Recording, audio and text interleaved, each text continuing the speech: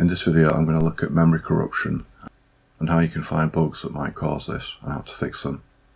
When working on the Caverns game, I created a simple sprite engine to use for some of the features of the game. So the spaceship, the tank missile and the bridges all use sprites.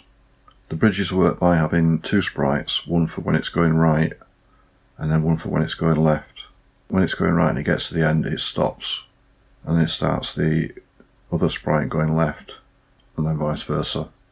So where I got to with the bridges, the first bridge was working okay, but the second bridge, which went in the opposite direction, was not working. And I was getting quite a nasty crash when this happened. So as this bug was taking up more time than I wanted to spend, I parked this bug and I've come back to it now. So the way the sprites work is each sprite has its own memory area, and when you're working on that sprite, the code copies in the memory from the sprite into a common working area, does the work on the sprite, and then copies it back to the sprite's memory area. So this code was working fine for all the sprites that I've done up till now, but seemed to be causing an issue with this final bridge, the final sprite. Built into the C-Spec debugger there is a memory tracking tool, but I hadn't quite figured out how to use this effectively to work out what was going wrong.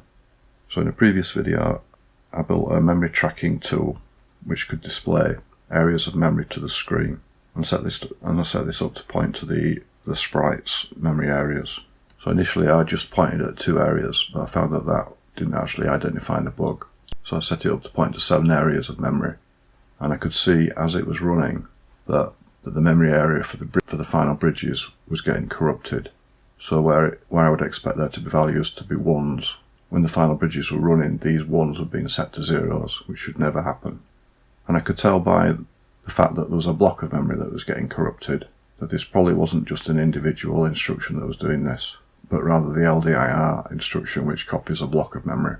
So what I decided to do was to isolate the LDIR instruction into its own file and call it and have a function LDIR with checks, where I could build in some debugs to work out what was going on with the LDIR instruction. So some of the debugs that I built into the file was a way of pausing the LDIR if certain conditions were met, and also taking copies of the HLDE and BC registers so I could see what was going on in there.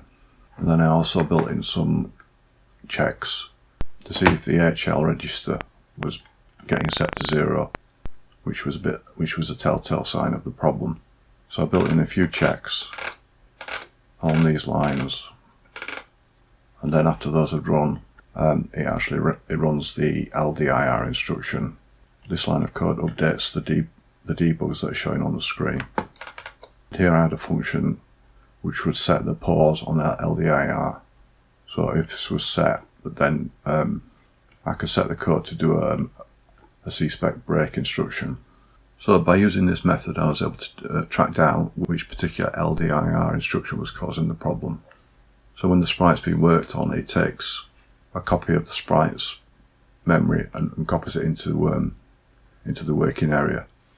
And I realised that while this was working most of the time, on some occasions when it copied the memory back to the sprite, this was not working properly. So the way this had been working is I was passing into the store sprite variables the routine that writes back to the sprite. But thinking about it, it was actually better to keep a record of the registers at the point you copy in the sprite memory area into the working area, and then just pull those back out again when you're copying back from the working area back into the sprite.